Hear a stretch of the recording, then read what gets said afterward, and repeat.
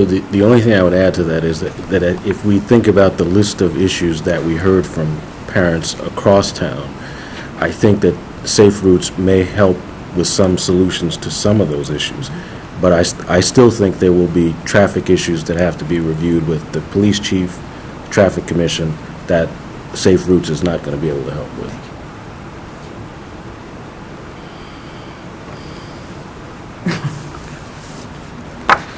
Okay. And then I actually have one final thing, an announcement. There is, and this is in connection with the Safe Routes grant for improving the infrastructure at the intersection of Brook and Canton for the Glover School. There is pending an $875,000 grant that we heard about a few months ago for renovating that intersection to make it more walker and biker friendly. And the Milton Department of Public Works is hosting a second public design meeting at the Glover for that grant for the Glover School Safe Routes to School project on Thursday, March 26th at 6:30 at the Glover Elementary School. And so if there are parents out there who are interested in this project and supportive of this project, particularly, or not supportive, but the Mass Department of Transportation would like to know, and they'd like to hear whether there is support for spending this money on this project. So if there are interested parents in using these funds to improve that intersection, the meeting is Thursday, March 26th at 6:30 at the Glover Elementary School. And Mr. Zulus, I would underscore what you've said about if there are people who are supportive. I did get a chance to talk with the individuals, the project manager at DOT. The first meeting, there was quite a bit of opposition from neighbors, and less support from, there were less people who were there who were supporting the public schools and the need for this. And he made clear that this is a grant, and if it doesn't go to us, it'll go to someone else. So this is the chance to make clear that we do support this, and we would like for that to happen.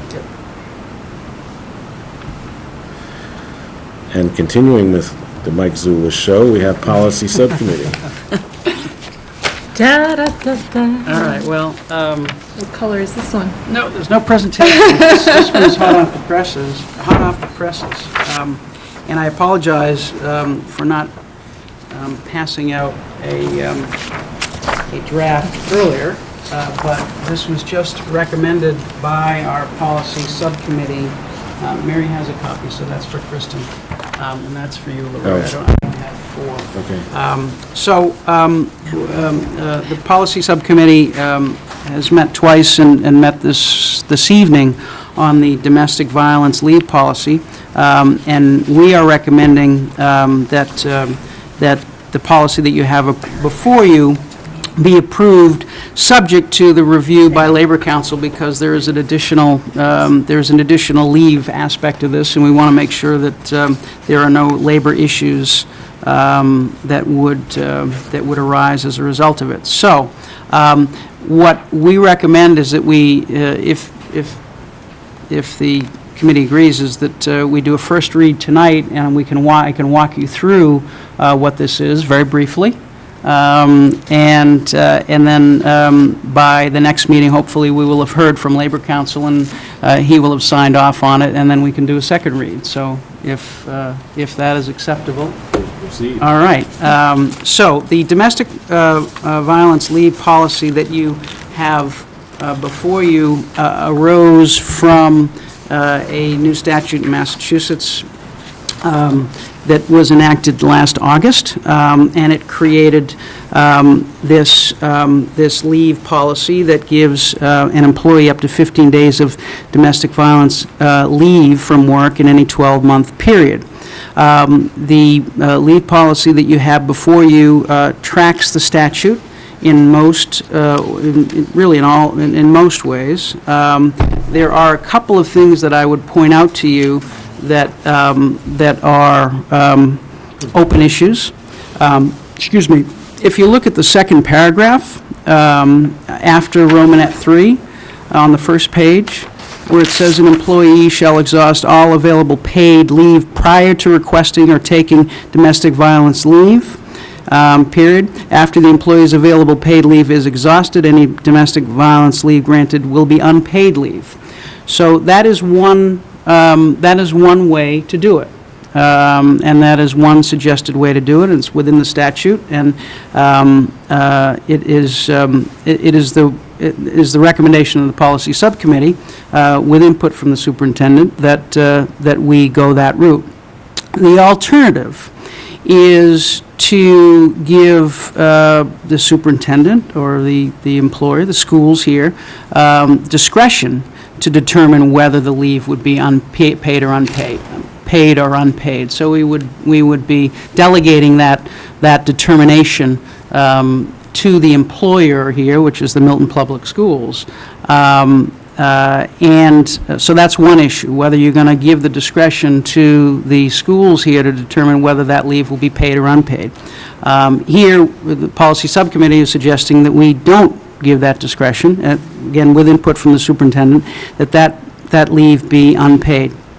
Second, an alternative is to give the employer, the schools, the opportunity to waive the requirement that the leave be granted after any available paid leave is already exhausted. In other words, vacation, sick days, personal days. Right now, what we're recommending is that this leave would be after all that other leave is exhausted. The alternative language is to give the employer the opportunity to waive that requirement, the employer again being the schools. So those are two issues that have been pointed out by MASC.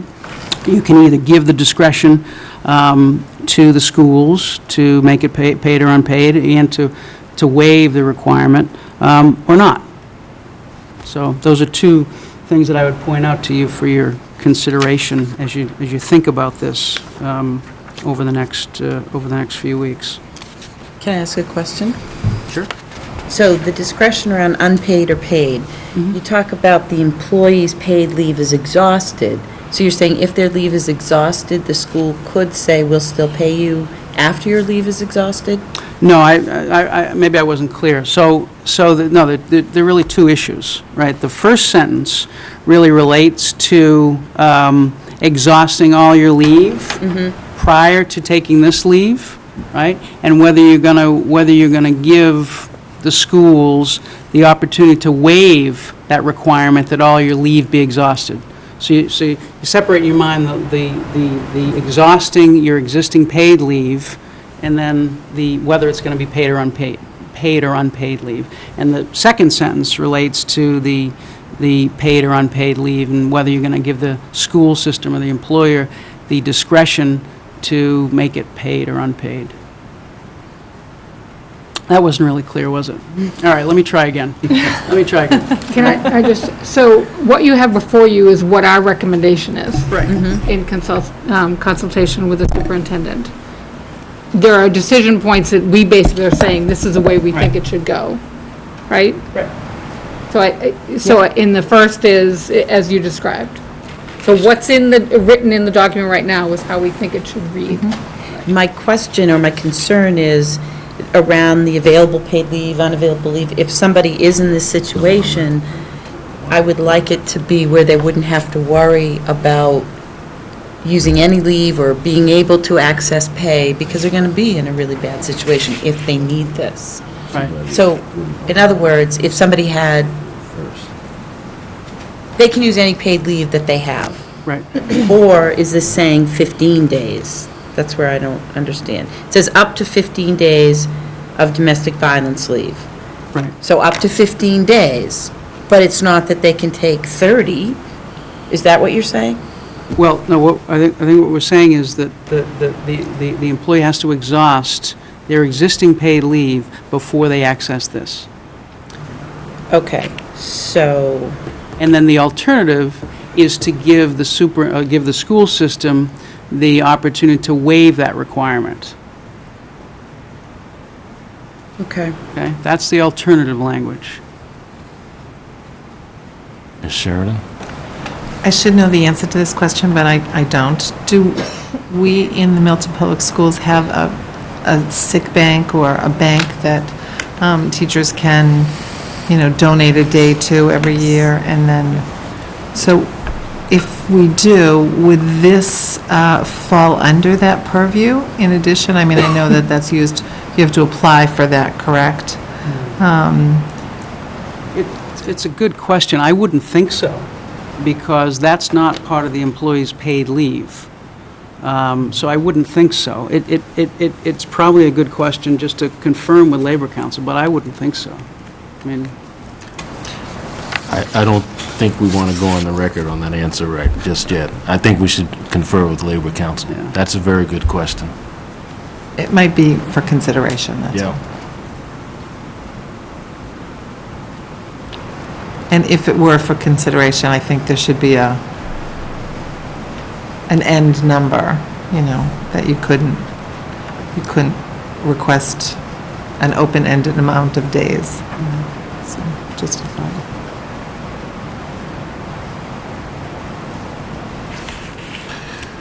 So I'm clear on why we wouldn't want to create another paid leave benefit. So I'll get that one. I'm not clear on why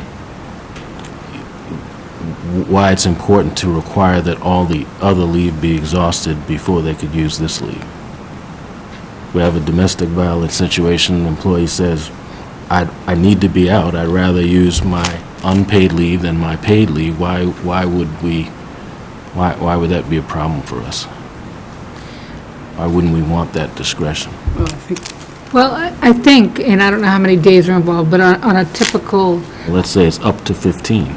but that's just for this. So if you've already been out of the classroom, let's say you're a classroom teacher, for whatever amount of days you have, your personal days, your sick days, et cetera, whatever. Yeah. I don't know how many days that is. This is saying you can go 15 beyond that, unpaid, and then you've sort of exhausted all of your out-of-the-classroom time, I think is what we're saying. And Superintendent, correct me if I'm wrong, I think that's sort of what we were bringing to it, was I think we were trying to look at it from obviously, we're concerned about individuals, but we're also concerned about impact on classrooms, I think. Is that correct, Superintendent? Yep. Well, I understand, but this is a domestic violence situation we're talking about. If it's an actual domestic violence situation, I just don't, I don't understand why we wouldn't say, okay, the question is, you need to be out. There's no question you need to be out. Leave, whether the leave should be paid or unpaid, and whether if I've used all my other leave, then I can take it as unpaid, but I can't take it as unpaid before I do that. I'm not following the logic there, but.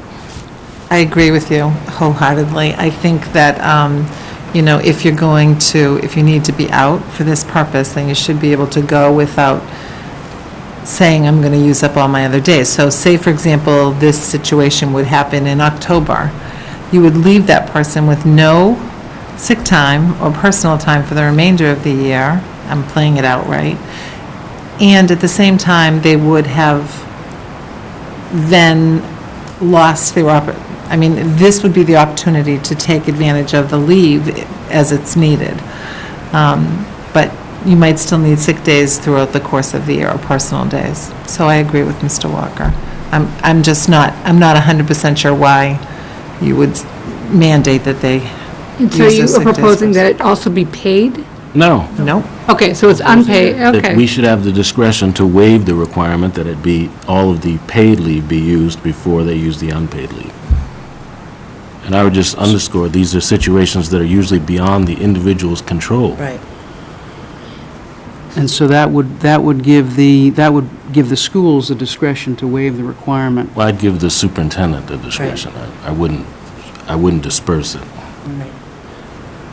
So the superintendent have to, I guess, review it on a case-by-case. I'm just thinking about the specifics in Well- mind. The superintendent would review it on a case-by-case basis, case-by-case basis and determine whether to waive the requirement. Well, if you wanted to be clearer, I would say that in every domestic violence case, the individual should be able to choose whether they wish to use paid or unpaid leave. So we don't need to bother with case-by-case reviews. If it's determined that it's a domestic violence situation, then my recommendation would be the individual could choose based on their own circumstances.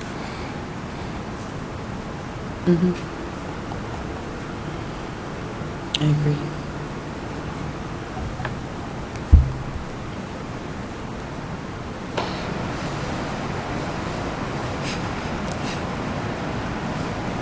It's up there, Mike. It's going to be a long pause. Oh, no, I'm just thinking about the scenarios, laying out the scenarios. I'm not. All right, we're all No, on your pause Exactly. day. No, I'm just thinking. I think Glenn has something. Just a question, again, to think of for Labor Council. We have collective bargaining agreements that in many cases say sick time is for the benefit only of the employee during sickness.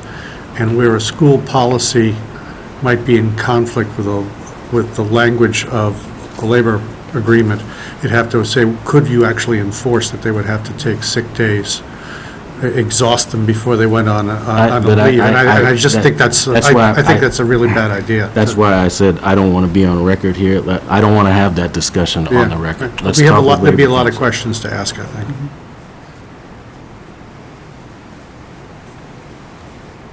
Okay, I think you have your first reading guidance, and we can move on. Where's Mr. Walker sitting over there so I can see him? Yeah, it kind of surprised me. Well, we're sharing the document. No citizens, no old business, and citizens speak topic response, and next meeting agenda items, I think we're clear on. We have one piece of breaking news Yes. for people at home who chose to watch us instead of watching the warrant committee. The warrant committee just voted 5 minutes ago to assign $120,000 to the school budget in their recommendation for next year. Great. So that's item 2 and half of item 3. Where does that Progress. take us? I just pull that out. Item Great. 2 and half of item 3. So, okay. I was just going to say, Mr. Walker, thank you for all those minutes of the meeting, so that's great. More A lot of coming work. next week. Thank you. Entertain a motion to adjourn. So moved. Second. On the motion to adjourn, all in favor? Yes. It's unanimous.